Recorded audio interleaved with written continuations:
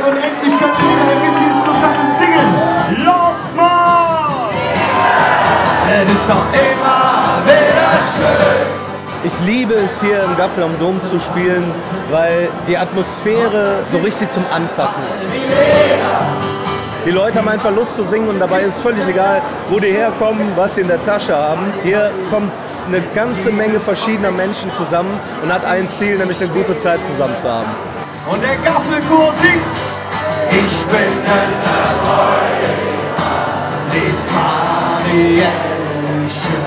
Allein die Tatsache, dass ich hier schon 673 Mal spielen durfte, ist was ganz Besonderes. Und es gibt so viele wunderbare Erlebnisse, so viele Momente, an die ich mich gerne zurückerinnere, so viele emotionale Geschichten, die mein Leben wirklich bereichert haben. Also ich bin sehr eng verwurzelt mit dem Gaffel am Dom und da bin ich sehr, sehr glücklich drüber. Trink doch eine mit, ich stehe so an.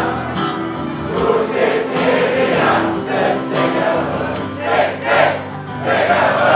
Gaffel ist für mich nicht nur ein Partner, was die Mitsingkonzerte angeht. Gaffel ist ein Freund, Gaffel ist ein Unterstützer. Ohne Gaffel wäre ich sicherlich nicht da, wo ich jetzt bin. Ich bin auch einfach total glücklich, dass ich das machen darf. Und wenn ich von der Bühne gehe, nach Zugaben rufen, nachdem die Leute mich abgefeiert haben, ist das einfach das Schönste, was ich mir für mich vorstellen kann.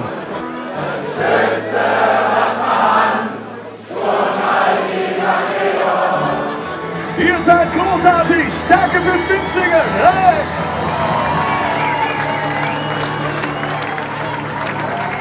Prost zusammen!